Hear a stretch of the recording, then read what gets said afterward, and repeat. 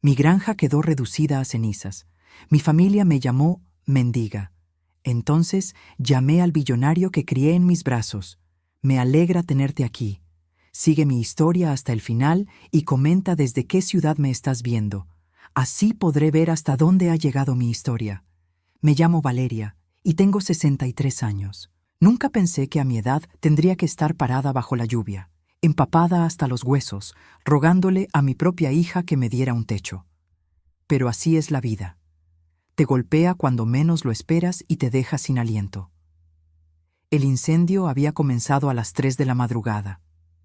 Desperté con el olor a humo llenando mis pulmones y las llamas ya devorando la cocina de mi casa.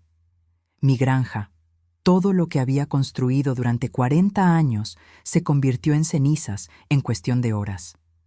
Los bomberos dijeron que fue por un problema eléctrico en el granero principal. 40 años de trabajo, de sueños, de recuerdos. Todo perdido. No tenía seguro suficiente. Los últimos años habían sido difíciles y había dejado de pagar la póliza completa para poder mantener la casa a flote.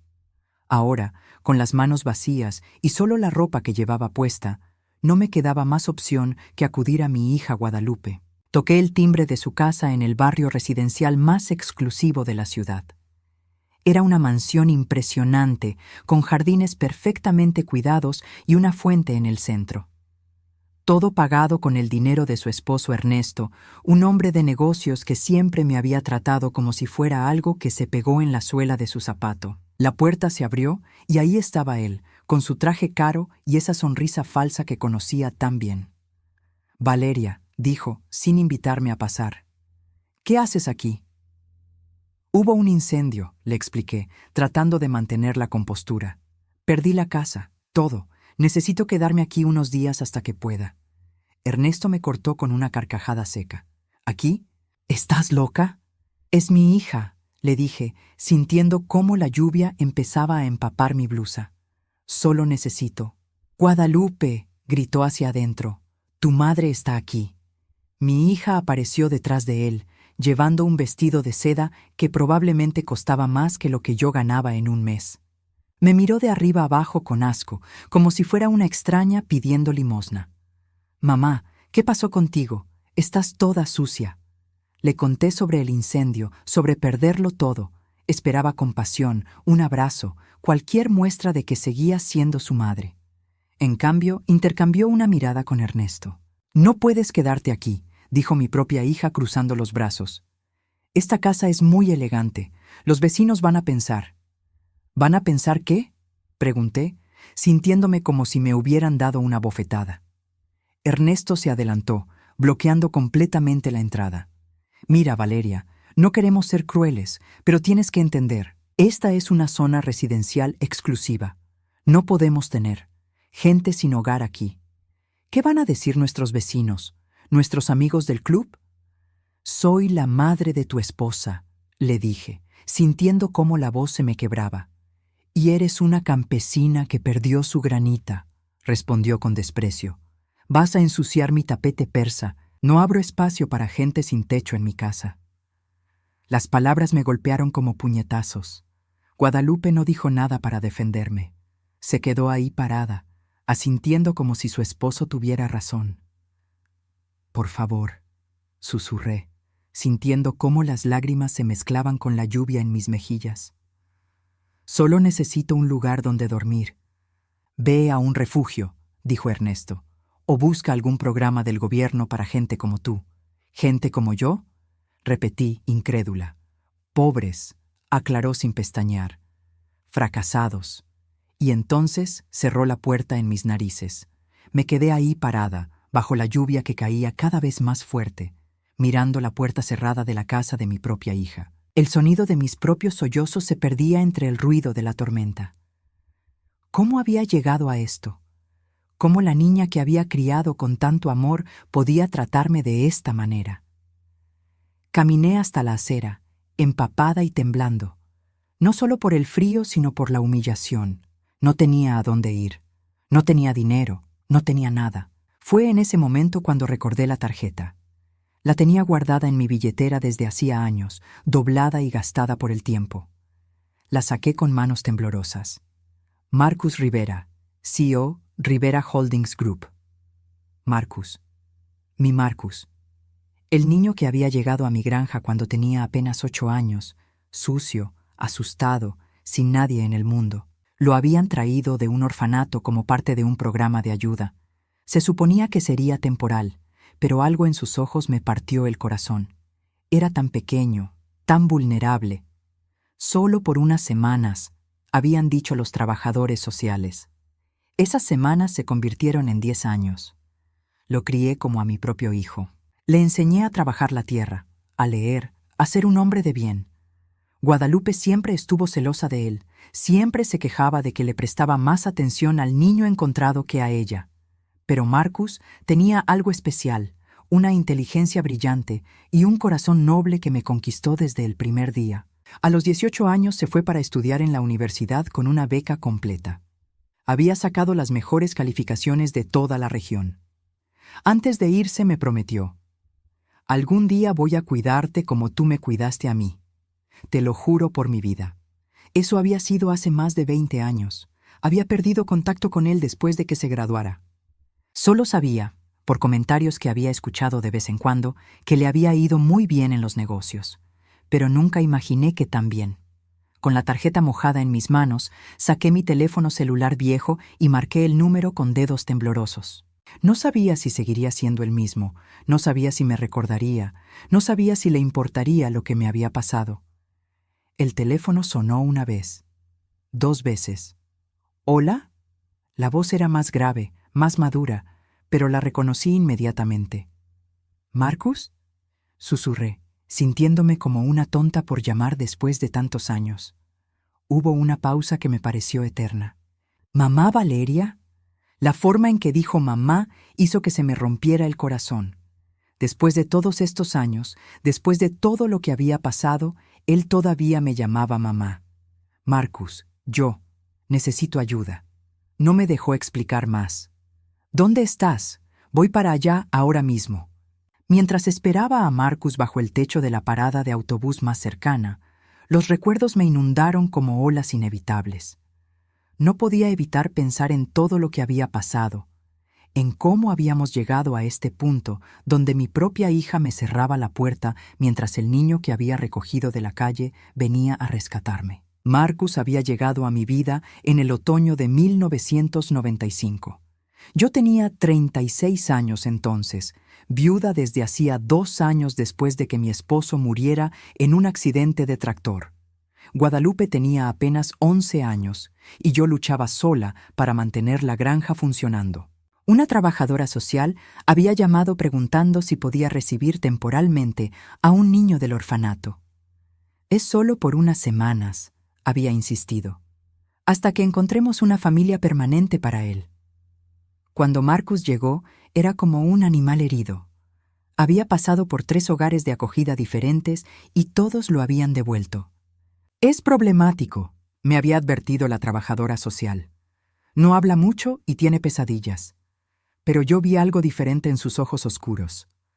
Dolor, sí, pero también una inteligencia brillante y una necesidad desesperada de amor.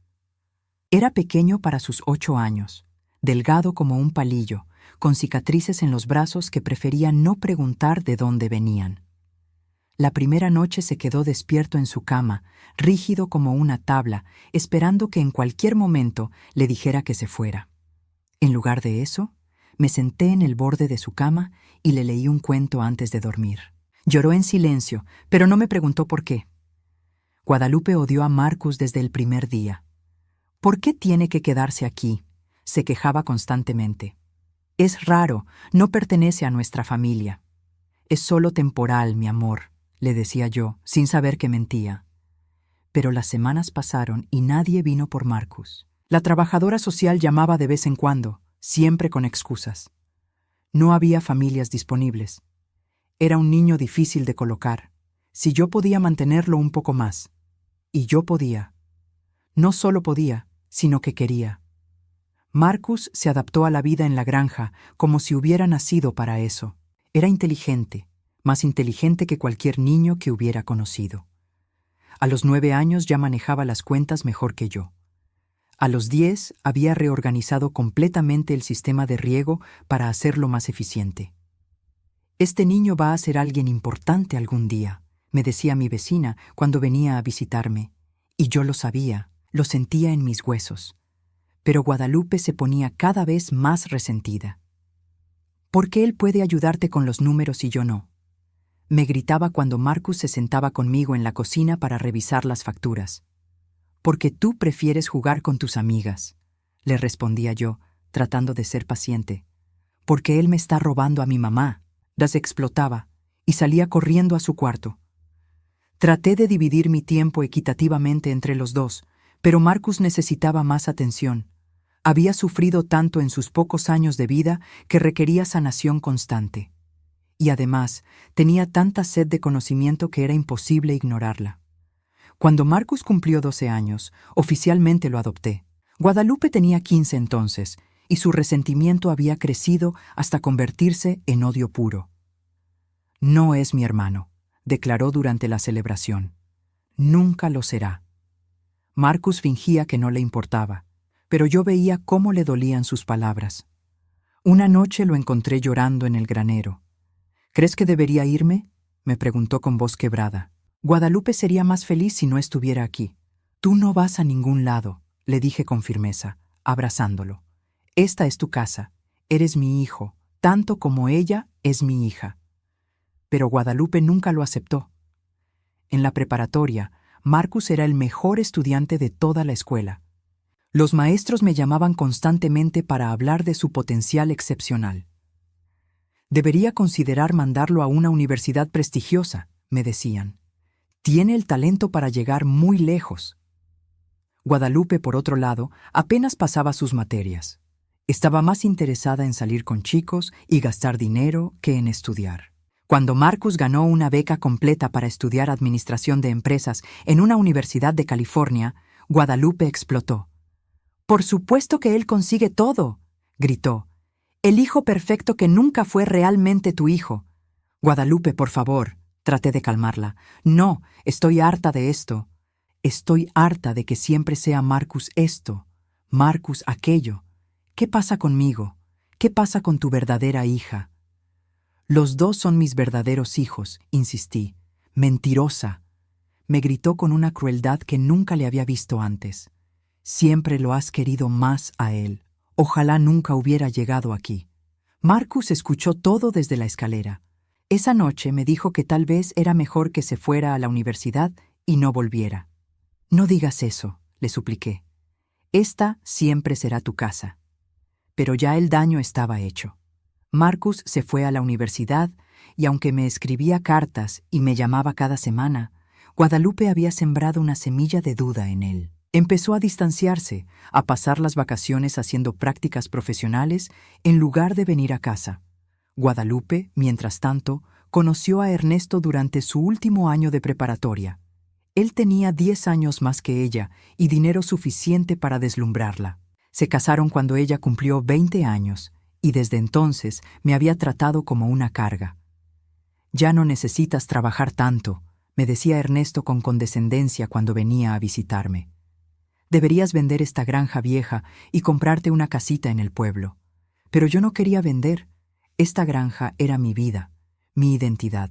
Era el lugar donde había criado a mis hijos, donde había construido mi mundo. Marcus se graduó con honores y conseguí trabajo en una empresa importante de bienes raíces en Los Ángeles. Sus cartas se volvieron menos frecuentes, sus llamadas más cortas.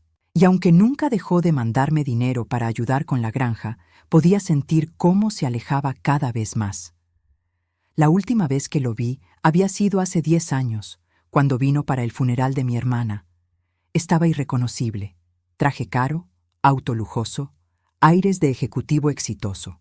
Pero cuando me abrazó, seguía siendo mi Marcus. «¿Estás bien, mamá?», me había preguntado, usando ese nombre que siempre me derretía el corazón.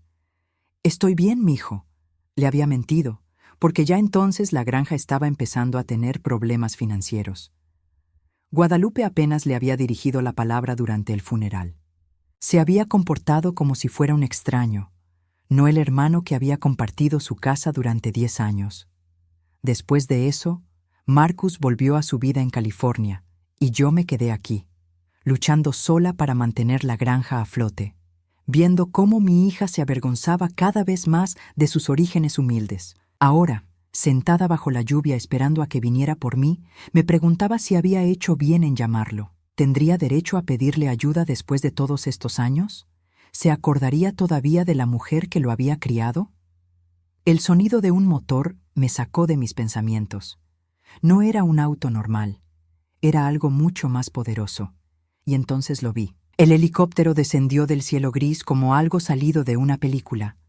Las aspas cortaban el aire con un rugido ensordecedor, creando ondas en los charcos de la calle y haciendo que las hojas de los árboles volaran en todas las direcciones. Los vecinos del exclusivo barrio de Guadalupe salieron de sus casas, algunos grabando con sus teléfonos, otros simplemente observando boquiabiertos. Nunca en mi vida había visto un helicóptero de cerca, mucho menos uno tan elegante y negro como ese. Tenía letras doradas en el costado que no pude leer desde donde estaba parada, pero se veía caro, muy caro. Mi corazón latía tan fuerte que pensé que se me iba a salir del pecho. ¿Era posible que Marcus hubiera venido en eso? El niño tímido y asustado que había criado ahora tenía suficiente dinero para viajar en helicóptero privado. La puerta se abrió y él bajó. Por un momento no lo reconocí. El hombre que caminaba hacia mí era alto, elegante, con un traje que probablemente costaba más que lo que yo ganaba en un año. Su cabello oscuro estaba perfectamente peinado hacia atrás. Llevaba anteojos de sol caros y se movía con la confianza de alguien acostumbrado a que le obedecieran. Pero cuando se quitó los anteojos y nuestros ojos se encontraron, ahí estaba mi Marcus. Los mismos ojos oscuros, la misma sonrisa tímida que recordaba de cuando era niño. «Mamá», dijo con voz quebrada, y en ese momento volvió a ser el niño de 8 años que había llegado a mi granja tantos años atrás. Corrió hacia mí y me abrazó tan fuerte que pensé que me iba a quebrar los huesos. Yo lloré como no había llorado en años, sintiendo por primera vez en mucho tiempo que alguien realmente me amaba. «Estás empapada», murmuró en mi oído. «¿Cuánto tiempo llevas aquí afuera?» «No importa», le dije, aferrándome a él. «Viniste, realmente viniste». «Por supuesto que vine», dijo, apartándose un poco para mirarme. «Eres mi madre. Siempre voy a venir cuando me necesites». Se quitó su abrigo caro y me lo puso sobre los hombros. Era de cachemira, tan suave que se sentía como una caricia. Olía a su colonia, un aroma masculino y sofisticado que no reconocía. «¿Qué pasó exactamente?», me preguntó, sosteniendo mis manos entre las suyas. Le conté sobre el incendio, sobre perder la granja, sobre venir aquí buscando refugio. Cuando llegué a la parte donde Ernesto me había cerrado la puerta en la cara, vi cómo su mandíbula se tensaba y sus ojos se endurecían. «¿Te dijeron qué?», le preguntó con una voz tan fría que me dio escalofríos. «Marcus, no quiero problemas», le dije rápidamente. «Solo necesitaba un lugar donde quedarme». «Tú estás en casa ahora», me dijo con firmeza tomando mis manos. «Nunca más vas a tener que rogarle a nadie por un techo». En ese momento, la puerta de la casa de Guadalupe se abrió. Mi hija salió corriendo, seguida por Ernesto. Los dos se habían cambiado de ropa y se veían presentables, como si hubieran estado esperando este momento. «Disculpen», gritó Guadalupe, acercándose con una sonrisa falsa. «¿Hay algún problema con el ruido?» «Los vecinos se están quejando del helicóptero». Marcus se volteó lentamente para mirarla. No dijo nada. Solo la observó con una expresión que no pude descifrar. «Guadalupe», dije nerviosamente, «este es Marcus. ¿Te acuerdas de él?» La sonrisa de mi hija se desvaneció de inmediato. Sus ojos se movieron de Marcus al helicóptero y de vuelta a Marcus. «¿Marcus?», murmuró, como si no pudiera creerlo. «¿Marcus Rivera? Hola, hermana», dijo él con una voz completamente plana.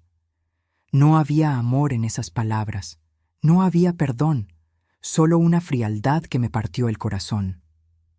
Ernesto se adelantó, extendiendo la mano con esa sonrisa oleosa que conocía tan bien.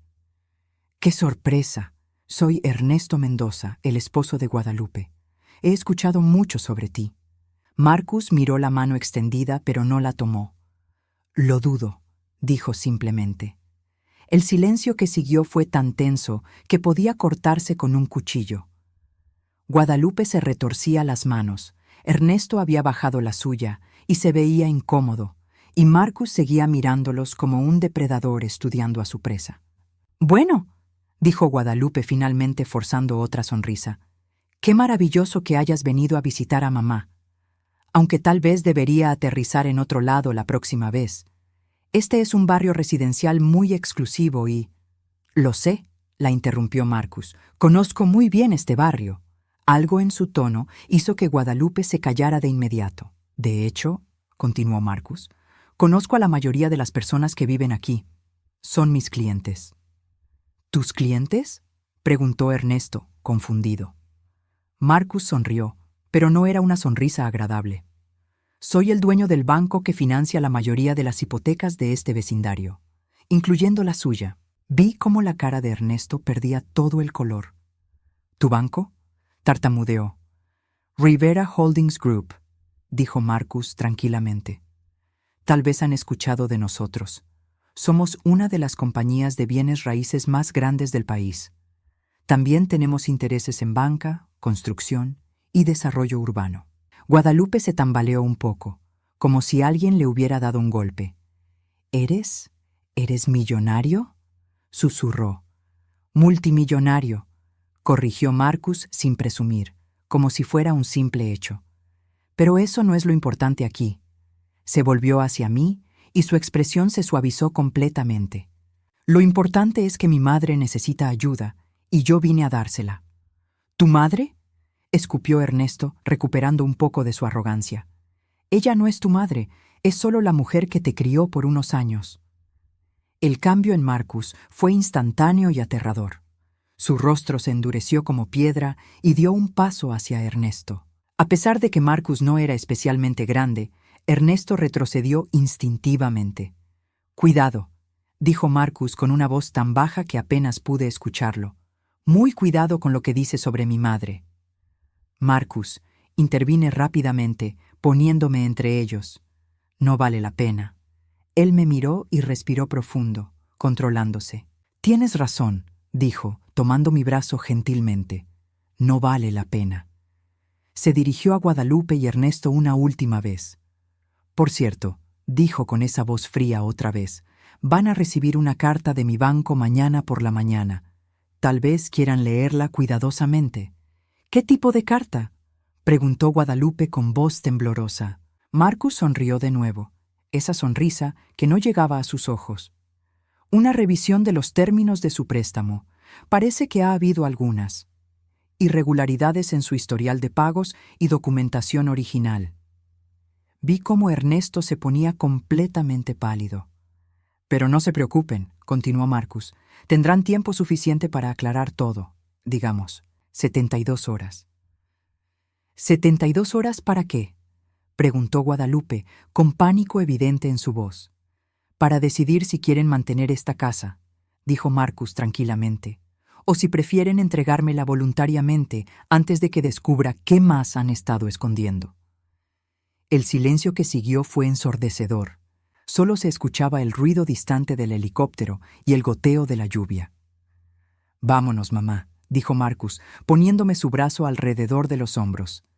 «Tenemos mucho de qué hablar». Mientras caminábamos hacia el helicóptero, escuché a Guadalupe gritar detrás de nosotros. «¡Espera! ¡Marcus, espera! ¡Podemos hablar de esto!». Pero Marcus no se volteó. Siguió caminando hacia adelante, protegiéndome de la lluvia con su cuerpo. «¿Realmente eres el dueño de su banco?», le pregunté mientras subíamos al helicóptero. «Entre otras cosas», dijo, ayudándome a abrocharme el cinturón de seguridad. «He estado siguiendo a esta familia desde hace años, mamá. He estado esperando el momento adecuado». «¿Esperando para qué?». Marcus se sentó a mi lado y tomó mi mano. «Para mostrarte lo que realmente valen las personas que te rechazaron. Mientras el helicóptero se elevaba, miré hacia abajo y vi a Guadalupe y Ernesto parados en su jardín perfecto, mirando hacia arriba con expresiones de horror absoluto. Por primera vez en mucho tiempo, no sentí pena por mi hija. Sentí justicia. La mansión de Marcus me dejó sin aliento. Era como algo salido de una revista. Techos altísimos, ventanas enormes que iban del piso al techo, muebles que se veían como obras de arte.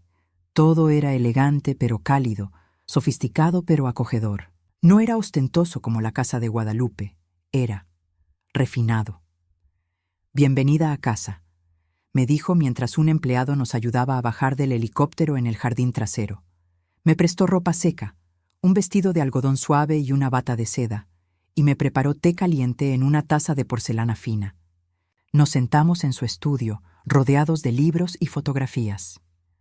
Reconocí algunas, fotos de su graduación universitaria, de diversos premios y reconocimientos, de eventos empresariales. Pero en el centro de su escritorio, enmarcada en plata, estaba una foto nuestra del día de su adopción. Él tenía 12 años y sonreía tímidamente mientras yo lo abrazaba. «Nunca la quité de ahí», me dijo cuando notó que la miraba. «Es lo primero que veo cada mañana cuando llego a trabajar». Se sentó frente a mí, ya no como el exitoso empresario que había bajado del helicóptero, sino como mi Marcus. Tenía esa expresión seria que ponía de niño cuando algo lo preocupaba profundamente. «Mamá», comenzó, «necesito contarte algunas cosas que descubrí sobre Ernesto y Guadalupe». Mi estómago se tensó. La forma en que lo dijo, su tono grave, me hizo saber que no iban a ser buenas noticias. ¿Qué tipo de cosas? Marcus se levantó y fue hacia un archivero. Sacó una carpeta gruesa llena de documentos. «Hace 5 años contraté a un investigador privado para que averiguara cómo estabas», me explicó, regresando a su asiento. «No para espiarte, sino porque me preocupaba que no aceptaras mi ayuda financiera directamente. Quería asegurarme de que estuvieras bien». Recordé las veces que había encontrado dinero en mi buzón sin remitente, los pagos misteriosos de facturas que no recordaba haber hecho. «¿Eras tú quién?» «Sí», admitió. «Pagué tu hipoteca durante 3 años sin que lo supieras. También cubrí algunas de tus facturas médicas y de veterinario. Pero lo que descubrí durante esa investigación». Abrió la carpeta y extendió varios documentos sobre la mesa de café entre nosotros. «Ernesto estaba robándote, mamá». Las palabras cayeron como piedras en agua quieta. Me incliné hacia adelante para mirar los papeles, aunque la mayoría de los números y términos legales me confundían. «¿Cómo?», Marcus señaló varios contratos. «¿Recuerdas hace 6 años cuando necesitaste reparar el sistema eléctrico del granero principal?» Asentí. Había sido una reparación cara, casi $10,000. «¿Y recuerdas quién te recomendó al contratista?» Mi corazón se hundió. «Ernesto», susurré. «Exacto.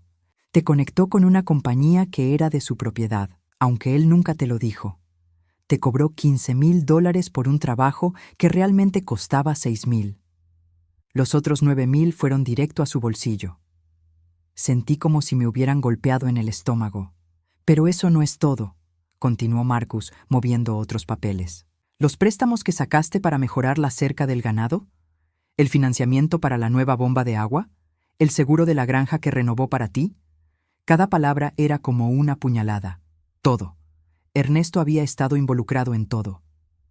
«En total», dijo Marcus con voz controlada pero furiosa, «durante los últimos 8 años, Ernesto robó aproximadamente $150,000 de ti mediante sobrefacturación, comisiones ocultas y seguros fraudulentos. $150,000. Una fortuna para alguien como yo. Por eso tenías problemas financieros», continuó. «Por eso no pudiste pagar el seguro completo de la casa. Por eso perdiste todo en el incendio». Me quedé en silencio por un largo momento, tratando de procesar la magnitud de la traición. «¿Guadalupe sabía?», pregunté finalmente, aunque parte de mí ya conocía la respuesta. Marcus asintió gravemente. «Aquí están los extractos bancarios de la cuenta conjunta que ella tiene con Ernesto. Puedes ver los depósitos que coinciden exactamente con las fechas en que él te estafó». Me mostró una hoja llena de números. Ahí estaba, en blanco y negro. Mi propia hija había vivido de lujos comprados con dinero robado de mi granja. El collar de perlas que llevaba en la boda de su amiga el año pasado, dijo Marcus señalando una transacción. $5,000, pagado el mismo día que Ernesto te cobró de más por reparar el techo del establo. Lágrimas de rabia y dolor corrieron por mis mejillas. ¿Por qué?, murmuré. ¿Por qué me harían esto? Marcus se levantó y se arrodilló frente a mí, tomando mis manos. Porque pensaron que nunca te enterarías, porque creyeron que eras solo una granjera ingenua que no entendía de negocios, porque no te respetaban. Su voz se endureció. Pero se equivocaron, porque tú tenías a alguien que sí te respeta, alguien que nunca dejó de vigilarte desde lejos. ¿Qué vas a hacer?, le pregunté. Marcus se incorporó y caminó hacia la ventana, mirando hacia su jardín perfectamente cuidado. Ya lo hice, dijo tranquilamente. Esa carta que van a recibir mañana es una notificación de que su préstamo hipotecario ha sido transferido a Rivera Holdings Group. Me quedé sin aliento. ¿Compraste su deuda? Hace 3 meses, confirmó. En cuanto supe que estaban teniendo dificultades financieras, compré su hipoteca del banco original. Ahora me deben a mí $280,000. ¿Y puedes hacer eso, legalmente? Marcus se volvió hacia mí con una sonrisa que no tenía nada de amable. Cuando tienes tanto dinero como yo, mamá, puedes hacer muchas cosas legalmente, especialmente cuando las otras personas han cometido fraude. Se acercó a su escritorio y sacó otro conjunto de documentos. También tengo evidencia de evasión fiscal por parte de Ernesto. Parece que nunca reportó los ingresos que obtuvo estafándote. El Servicio de Rentas Internas estaría muy interesado en ver esta información. Marcus, dije lentamente, ¿qué quieres de ellos exactamente? Se sentó de nuevo frente a mí, pero esta vez su expresión era diferente. Había una dureza en sus ojos que nunca había visto cuando era niño. Quiero que devuelvan cada centavo que te robaron, dijo con calma, con intereses, y quiero que Guadalupe admita que sabía lo que estaba pasando. Y si no lo hacen, entonces perderán la casa. Ernesto enfrentará cargos criminales por fraude, y yo me aseguraré de que toda la ciudad sepa exactamente qué tipo de personas son. Su teléfono sonó en ese momento. Lo miró y sonrió. Habla del diablo, murmuró, mostrándome la pantalla. Era Guadalupe. ¿Vas a contestar?, le pregunté. Por supuesto, dijo presionando el botón de altavoz. Hola, Guadalupe. ¡Marcus! Su voz sonaba desesperada. Necesitamos hablar, por favor. Ven a la casa. ¿Para qué querría volver ahí? ¿Por qué? Porque somos familia, dijo, y pude escuchar cómo se le quebró la voz. Porque cometimos errores y queremos arreglarlos. Marcus me miró y levantó una ceja, como preguntándome qué quería hacer. ¿Errores?, dijo al teléfono. ¿Es así como llamas al fraude ahora? Hubo silencio del otro lado. Marcus, por favor, continuó Guadalupe, ahora claramente llorando. Solo dame la oportunidad de explicar. Está bien, dijo Marcus después de un momento. Pero no voy solo. Mi madre viene conmigo. Sí, dijo Guadalupe rápidamente. Por supuesto, lo que tú quieras. Marcus colgó y me miró. ¿Estás lista para confrontar a tu hija? Pensé en todos los años de humillaciones silenciosas, en todas las veces que había aceptado su desprecio, en cómo me había cerrado la puerta cuando más la necesitaba. Sí, dije, sorprendiéndome a mí misma con la firmeza en mi voz. Estoy lista. Mientras nos preparábamos para volver, Marcus puso su mano en mi hombro. Mamá, quiero que sepas algo, me dijo. Pase lo que pase hoy, nunca más vas a tener que suplicar por nada. Nunca más vas a tener que aceptar migajas de personas que no te valoran. ¿Cómo puedes estar tan seguro? Marcus sonrió, y esta vez fue una sonrisa genuina, llena del amor que recordaba de cuando era niño. Porque ahora tienes a alguien que pelearía por ti contra el mundo entero. Alguien que nunca olvidó que cuando todos me habían abandonado, tú me dijiste que era tu hijo. Me abrazó fuerte, y en ese momento supe que sin importar lo que pasara con Guadalupe, ya no estaba sola. Tenía a mi verdadero hijo de vuelta. Cuando llegamos de vuelta a la casa de Guadalupe, la diferencia en el ambiente era palpable. Ya no había arrogancia ni desprecio. La puerta se abrió antes de que pudiéramos tocar el timbre, y ahí estaba mi hija con los ojos hinchados de llorar y la cara descompuesta por el miedo. «Mamá», dijo con voz quebrada, extendiendo los brazos hacia mí. «Gracias por venir». Pero yo no me moví hacia ella. Me quedé parada junto a Marcus, sintiendo por primera vez en años que tenía el control de la situación. «Guadalupe», dije con una voz que no reconocí como mía. «Creo que necesitamos hablar». Ernesto apareció detrás de ella, claramente nervioso. Se había cambiado el traje caro por ropa casual, pero aún así se veía como lo que era. Un hombre que acababa de darse cuenta de que había subestimado completamente a su oponente. «Marcus», dijo Ernesto, tratando de recuperar algo de su compostura anterior. «Creo que hubo un malentendido». «No hubo ningún malentendido», lo interrumpió Marcus con voz fría. «Solo hubo fraude, mucho fraude». Guadalupe nos llevó a la sala, la misma donde habían celebrado tantas fiestas con dinero robado de mi granja. Ahora se sentía diferente, más pequeña, más falsa. «¿Quieren algo de beber?», preguntó Guadalupe nerviosamente. «No venimos de visita social», respondí, sorprendiéndome otra vez de mi propia firmeza. «Venimos a hablar de negocios». Marcus sacó su teléfono y lo puso sobre la mesa de café. «Voy a grabar esta conversación», anunció, «para protección legal de ambas partes». Vi cómo Ernesto se ponía pálido otra vez. «¿Es eso necesario?», preguntó. «Considerando que ustedes han estado cometiendo fraude contra mi madre durante 8 años», dijo Marcus calmadamente, «sí, es muy necesario». Guadalupe se desplomó en el sofá, finalmente perdiendo toda pretensión de control. «Marcus, por favor», susurró. «Somos familia». «¿Familia?», repetí, sintiendo cómo la rabia que había estado conteniendo durante años finalmente encontraba su voz. «¿Llamaste familia a cerrarme la puerta en la cara cuando perdí mi casa? ¿Familia es robarme durante 8 años?» «Mamá, yo no sabía», comenzó a decir. «¡Mentira!», exploté, levantándome del asiento. Marcus me mostró los extractos bancarios. Vi cada depósito, cada compra que hiciste con mi dinero robado. Guadalupe comenzó a llorar en serio ahora, pero por primera vez en mi vida sus lágrimas no me conmovieron. «¿El collar de perlas?», continué. «¿El viaje a Europa del año pasado? ¿El auto nuevo? ¿Todo eso mientras yo no podía pagar el seguro completo de mi casa?» Yo pensé. Tartamudeó Guadalupe. «¿Pensaste qué?», le pregunté, acercándome a ella. «¿Pensaste que era tan estúpida que nunca me daría cuenta?» Ernesto trató de intervenir. «Valeria, tienes que entender, los negocios son complicados». Marcus se levantó tan rápido que Ernesto retrocedió instintivamente. «Siéntate», le ordenó Marcus con una voz que no admitía discusión. «Y no vuelvas a hablarle así a mi madre». El silencio que siguió era tan tenso que podía cortarse con un cuchillo. Marcus regresó a su asiento y sacó los documentos que había visto en su casa. «Aquí están los hechos», dijo, extendiendo los papeles sobre la mesa.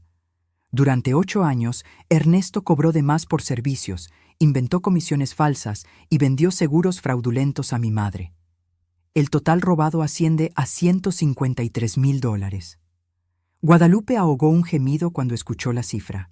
Guadalupe recibió directamente 42,000 de ese dinero, continuó Marcus implacablemente. Dinero que sabía que venía del fraude contra su propia madre. «¡No es cierto!», gritó Guadalupe, pero su voz no tenía convicción. Marcus deslizó una hoja hacia ella. «¿Quieres negar que esta es tu firma en el recibo del collar de $5,000? Fechado el mismo día que Ernesto le cobró 8,000 a tu madre por una reparación que costó 3,000. Guadalupe miró el papel y se desplomó completamente. «Marcus», susurró Ernesto, «¿qué quieres de nosotros?» Marcus se recostó en su silla, completamente calmado. «Quiero justicia», dijo simplemente. «Quiero que mi madre recupere cada centavo que le robaron. Con intereses. ¿Cuánto sería eso? preguntó Ernesto con voz temblorosa.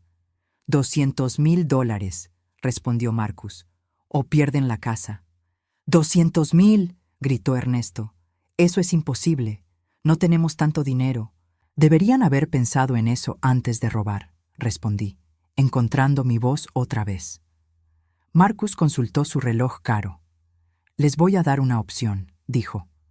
Pueden pagarle a mi madre los $200,000 en un plazo de 30 días, o pueden firmar la escritura de esta casa transfiriéndosela a ella como pago parcial. ¿La casa?, gimió Guadalupe. Esta es nuestra casa. Comprada con dinero robado, le recordé. Cada ladrillo, cada mueble, cada una de tus cosas bonitas pagadas con mi sufrimiento. Mamá, por favor, suplicó Guadalupe, cayendo de rodillas frente a mí. Lo siento mucho. No sabía que Ernesto. Sí sabías, le grité, liberando décadas de dolor contenido. Sabías exactamente de dónde venía el dinero, y no te importó porque siempre has creído que me merecía menos que tú. Eso no es cierto. Sí es cierto, continué, con lágrimas de rabia corriendo por mis mejillas. Desde que Marcus llegó a nuestras vidas, has estado celosa. Celosa de que alguien me amara de verdad. Celosa de que alguien me valorara. Yo te amo, comenzó a decir. No, la interrumpí. Tú me tolerabas, me soportabas cuando necesitabas algo. Pero amor es lo que Marcus me mostró cuando vino por mí bajo la lluvia. Amor es lo que tú me negaste cuando más lo necesité. Guadalupe seguía llorando, pero yo ya no sentía pena por ella. ¿Dónde está el dinero ahora?, preguntó Marcus a Ernesto. Ernesto se pasó las manos por el cabello, completamente derrotado. Lo invertimos, en el negocio, en esta casa. No está líquido. Entonces tienen dos opciones, dijo Marcus levantándose. Firman los papeles transfiriendo la casa a mi madre o enfrentan cargos criminales por fraude, evasión fiscal y estafa. ¿Cargos criminales?, susurró Ernesto. Marcus asintió. Ya tengo toda la documentación preparada para el fiscal del distrito. Solo estoy esperando su decisión. Pero si firmamos la casa, comenzó Guadalupe. Tendrán que irse, terminé por ella. Así como yo tuve que irme cuando perdí todo. ¿A dónde vamos a ir?, lloró Guadalupe. Marcus se encogió de hombros. Ese no es mi problema, ni el de mi madre. Por un momento, nadie habló. Solo se escuchaba el llanto de Guadalupe y la respiración agitada de Ernesto. Finalmente, Marcus sacó unos documentos de su maletín. Estos son los contratos, dijo, poniéndolos sobre la mesa. La casa se transfiere completamente a Valeria Rivera. ¿Rivera?, preguntó Guadalupe confundida. Mi madre va a cambiar su apellido legalmente, explicó Marcus. Ya no quiere llevar el nombre de la familia que la traicionó. Esas palabras cayeron como una sentencia final. Vi cómo Guadalupe entendía que no solo estaba perdiendo su casa, sino que estaba perdiendo a su madre para siempre. Tienes 24 horas para decidir, dijo Marcus, guardando los documentos. Mañana a las 6 de la tarde vuelvo por una respuesta. Si no han firmado para entonces, presento los cargos criminales el lunes por la mañana. Mientras caminábamos hacia la puerta, Guadalupe corrió detrás de nosotros. ¡Mamá!, gritó, agarrando mi brazo. ¡Por favor, soy tu hija!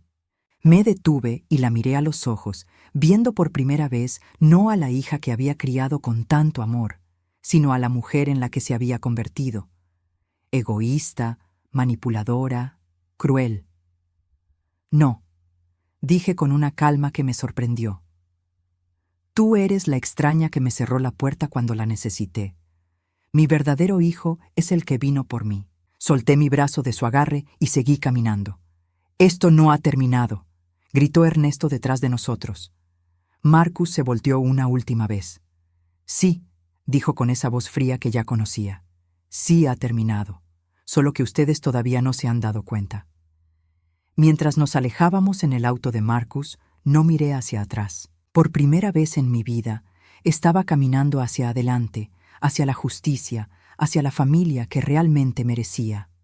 6 meses después, estoy sentada en el jardín de mi nueva casa, la que antes era de Guadalupe, viendo crecer las flores que planté donde antes estaba su fuente ostentosa. El sol de la tarde se filtra a través de los árboles que Marcus mandó plantar, árboles frutales como los que tenía en mi granja perdida.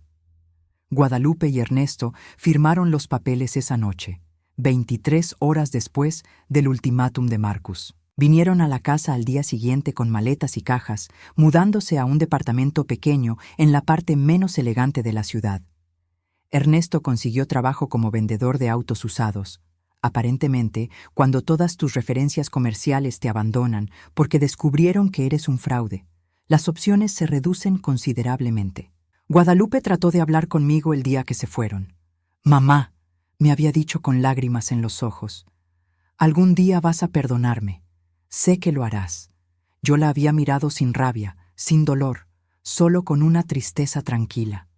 «No hay nada que perdonar», le había respondido, «porque para perdonar, primero tendría que importarme». Esas habían sido las últimas palabras que intercambiamos. Ahora, mientras riego mis nuevas rosas, escucho el sonido familiar del auto de Marcus llegando a la entrada. Viene a cenar conmigo todos los viernes, una tradición que empezamos poco después de que me mudara aquí. «Hola, mamá», me dice, besándome la mejilla. Trae flores frescas, como siempre, y una botella del vino que me gusta. «¿Cómo estuvo tu semana?», le pregunto mientras caminamos hacia la cocina. «Ocupada», dice, aflojándose la corbata. «Cerré la compra de esos terrenos en Houston. Va a ser un desarrollo de casas familiares para personas de ingresos medios». Entonces, me enorgullezco cada vez que me cuenta sobre sus proyectos. Marcus no solo se hizo rico ayudando a otras familias a tener hogares dignos. «Y tengo noticias», dice con una sonrisa misteriosa. «¿Qué tipo de noticias?». Se sienta en la mesa de la cocina, una mesa nueva que compramos juntos, simple pero bonita, y saca su teléfono. «¿Recuerdas a Sara, la arquitecta de mi empresa?». Sara. La he conocido en algunas de las cenas de Marcus, una mujer inteligente, amable, que trata a Marcus con el respeto y amor que merece. «Por supuesto. ¿Qué pasa con ella?». Marcus me muestra una foto en su teléfono, una mano de mujer con un anillo de compromiso sencillo pero hermoso. «¡Marcus!», grito, abrazándolo fuerte. «¡Qué maravilloso! Le pedí matrimonio anoche», dice, sonriendo como no lo había visto sonreír desde que era niño. «Y quería preguntarte, ¿querrías planear la boda con nosotros?». Las lágrimas se me llenan los ojos, pero son lágrimas de alegría pura. «Me encantaría», le digo. «Pero, ¿estás segura, Sara, de que quiere una suegra vieja como yo?». Marcus se ríe. «Mamá, ella ya te considera su familia. De hecho, me dijo que la única razón por la que aceptó casarse conmigo es porque viene en paquete contigo». Cenamos en el comedor, el mismo donde Guadalupe solía hacer sus cenas elegantes para impresionar a sus amigos snobs. Ahora es un lugar cálido donde Marcus y yo compartimos nuestras semanas, nuestros sueños, nuestros planes para el futuro. «¿Sabes algo de Guadalupe?», me pregunta mientras servimos el postre. Es la primera vez en meses que menciona su nombre. «No», le respondo honestamente. «Y no quiero saber». Marcus asiente, entendiendo. «Mi vecina me contó que está trabajando como recepcionista en una oficina médica», continúo. «Y que Ernesto perdió el trabajo de vendedor de autos el mes pasado». «¿Te da tristeza?», me pregunta Marcus. Pienso en su pregunta mientras corto el pastel de manzana que hice esa tarde. «No», le respondo finalmente. «Me da paz». «¿Paz?». «Sí», explico, sirviéndole una porción generosa. «Por primera vez en mi vida, no me siento culpable por ser feliz. No me siento mal por tener cosas bonitas. No tengo que justificar mi existencia con nadie». Marcus me toma la mano sobre la mesa. «Me alegra escucharte decir eso». Después de la cena, salimos al jardín. Instalé aquí una pequeña área de descanso con sillas cómodas y una mesa para tomar té. Es mi lugar favorito de toda la casa. «¿Te arrepientes?», me pregunta Marcus de repente. «¿De haber sido tan dura con ella?». Es una pregunta que me he hecho muchas veces durante estos meses. «No», le respondo sin dudar. «¿Sabes por qué?». «¿Por qué?». «Porque durante 63 años siempre puse las necesidades de otros antes que las mías. Siempre me sentí obligada a perdonar, a olvidar, a ser la buena persona que absorbe todo el dolor para mantener la paz. Marcus me escucha atentamente. Pero cuando tú viniste por mí aquella noche bajo la lluvia, me diste algo que nunca había tenido, continuó. ¿Qué? La certeza de que merecía ser amada sin condiciones, sin tener que ganarme ese amor todos los días. Siempre lo mereciste, me dice con voz suave. Tal vez, admito, pero nunca lo sentí hasta que tú me lo mostraste. Nos quedamos en silencio por un momento, escuchando el sonido del viento en los árboles. Hay algo más que quería decirte, dice Marcus. ¿Qué? Sara y yo estuvimos pensando, después de la boda, nos gustaría tener hijos. Mi corazón se llena de una alegría tan grande que no sé si mi pecho puede contenerla. ¿Y? Y nos gustaría que nuestros hijos crezcan aquí, contigo, que los cuides como me cuidaste a mí. Las lágrimas corren por mis mejillas ahora, pero son lágrimas de la más profunda felicidad. ¿Estás seguro? ¿Los dos? Completamente, dice Marcus. Queremos que sepan que la familia no se trata de sangre, sino de amor. Queremos que crezcan con la abuela que los va a amar incondicionalmente. Abuela, repito la palabra, saboreándola. Voy a ser abuela.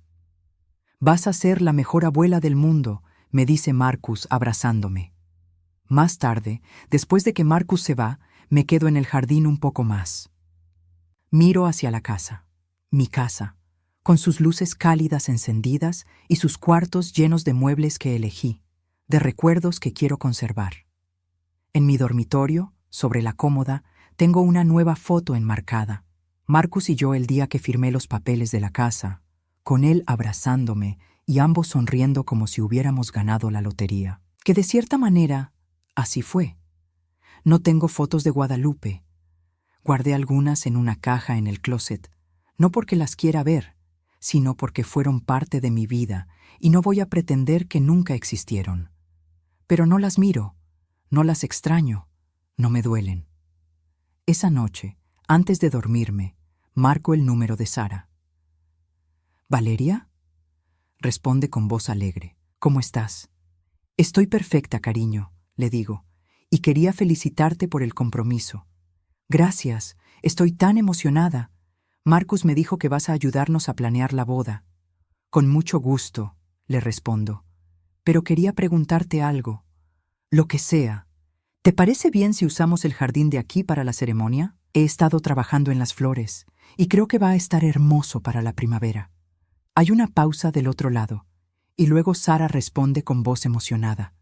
¿De verdad harías eso por nosotros? Sara, le digo con todo el amor que siento por ella, por Marcus, por la familia que estamos construyendo. No hay nada en el mundo que me haría más feliz. Cuando cuelgo el teléfono, me quedo acostada en mi cama nueva, en mi casa nueva, pensando en mi vida nueva. No es la vida que había planeado cuando era joven. Es mejor, porque es una vida donde me aman por quien soy, no por lo que puedo dar. Es una vida donde tengo un hijo que eligió amarme cuando nadie más lo hacía. Es una vida donde voy a ser abuela de niños que van a crecer sabiendo que son queridos sin condiciones. Es una vida donde finalmente aprendí que la familia verdadera no se hereda, se construye. Y es una vida que vale cada lágrima que derramé para llegar hasta aquí. Al día siguiente, Marcus trae a Sara a almorzar. Pasamos la tarde planeando la boda, eligiendo flores, decidiendo el menú. Sara me llama mamá por primera vez, y cuando lo hace, siento como si mi corazón fuera a explotar de felicidad. 3 meses después, en un día perfecto de primavera, veo a mi hijo casarse con la mujer que ama en el jardín que planté con mis propias manos. Los invitados son todas las personas que nos aman de verdad, sus amigos de la empresa, algunos de mis vecinos nuevos, gente buena que entiende lo que significa la familia verdadera. Guadalupe no está invitada. No la extraño. Cuando el sacerdote pregunta si alguien tiene objeciones, miro hacia las sillas vacías donde una vez pensé que estarían las personas que me dieron la vida, y solo siento paz. Marcus me abraza después de la ceremonia. Gracias, me susurra al oído. ¿Por qué? por enseñarme que el amor verdadero es incondicional, por mostrarme que la familia es algo que se elige. Gracias a ti, le respondo, por elegirme. Esa noche, después de que todos se van, me quedo en el jardín donde ahora hay pétalos de rosas esparcidos como confeti. En unos meses, este mismo jardín va a escuchar las risas de nietos que aún no han nacido. Va a ser el lugar donde les voy a enseñar a plantar flores, a cuidar la tierra, a entender que las cosas más hermosas crecen cuando las nutres con amor. No sé qué pasó con la mujer que me dio la vida, pero no me importa. Sé exactamente qué pasó con la mujer que decidí ser. Finalmente aprendí a amarme a mí misma tanto como amé a mi verdadero hijo, y eso es más que suficiente.